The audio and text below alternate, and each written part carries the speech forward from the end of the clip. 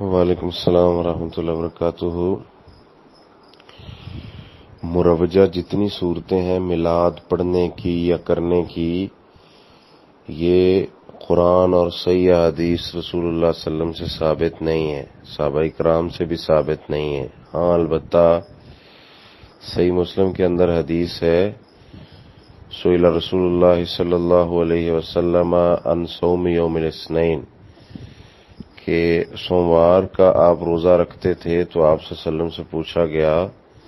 تو آپ نے فرمایا کہ یہ وہ دن ہے جس دن میں پیدا ہوا تھا،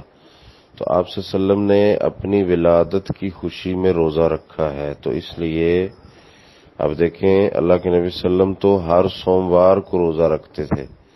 یعنی آپ نے ہر ہفتے اپنی ولادت کی خوشی منائی ہے، تو اس لیے ہمیں بھی چاہیے کہ جو کچھ شریعت نے ہمیں دیا ہے صرف وہی کریں بس۔ ہر سوموار کو ہمیں روزہ رکھنا چاہیے کیونکہ اللہ کے نبی صلی اللہ علیہ وسلم نے اس دن روزہ رکھا ہے،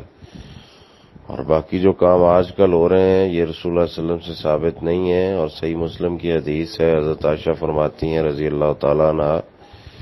من احدث فی امرنا ما لیس منہ فہو رد، کہ جو کام محمد رسول اللہ صلی اللہ علیہ وسلم نے نہیں کیا اور نہ حکم دیا ہے تو وہ کام مردود ہے، اس کا کوئی ثواب نہیں۔ اور قرآن میں اللہ تعالیٰ فرماتے ہیں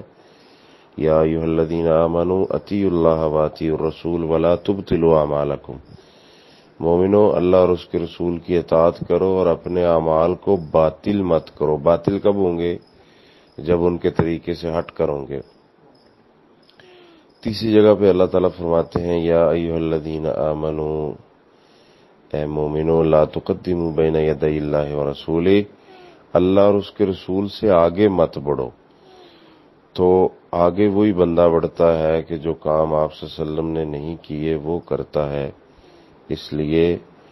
جو مروجہ آج کل کے دور میں پڑھا جا رہا ہے میلاد یا کیا جا رہا ہے ایسا ثابت نہیں۔